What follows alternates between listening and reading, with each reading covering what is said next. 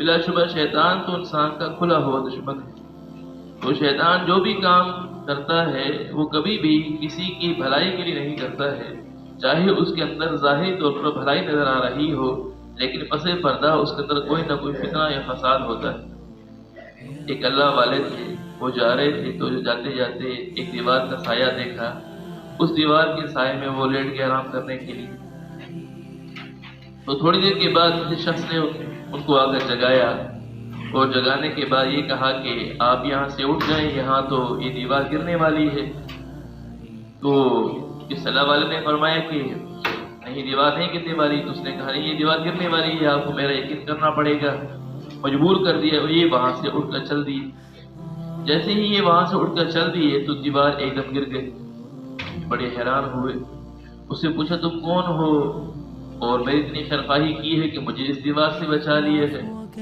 پہلے تو بتانے سے انکار کرتا رہا، لیکن جب انہوں نے مجبور کیا تو اس نے بتایا کہ میں ابلیس ہوں۔ تو انہوں نے فرمایا کہ میں نے تو ابلیس سے کبھی دوستی نہیں کی ہے، ہمیشہ اس کی دشمنی ہی رکھی ہے، تو تم نے میرے ساتھ خیرخواہی کیوں کی ہے، ہمدردی کیوں کی ہے؟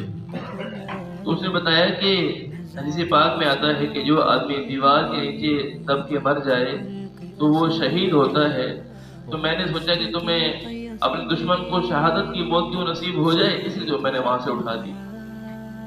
اب ظاہری طور پر کتنی خیرخواہی اس کی نظر آ رہی ہے کہ یہ اس کو دیوار سے بچا رہا ہے، لیکن پس پردہ کیا ہے کہ اس کو جنت سے بچانا چاہتا ہے۔ اس لیے شیطان کبھی بھی انسان کا دوست نہیں ہو سکتا ہے۔ اس لیے شیطان کو اپنا دشمن سمجھنا چاہیے، اس کے بتائے ہوئے طریقے کے مطابق، اس کے بتائے ہوئے راستے کے مطابق کبھی زندگی نہیں گزارنی چاہیے۔ یہ انسان جب اس کی مانتا رہتا ہے، دنیا کے اندر مانتا رہتا ہے، تو قیامت کے دن جب ہوگا تو انسان شیطان سے کہے گا کہ تو نے مجھے گمراہ کیا، تیری وجہ سے میں آج جہنم میں جا رہا ہوں۔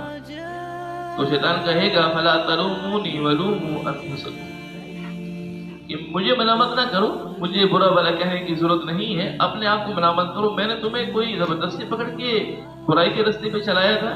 میں نے تمہیں راستہ دکھایا تھا، تم خود برائی کے راستے میں چلے تھے، اپنے آپ کو ملامت کرو، مجھے ملامت نہ کرو۔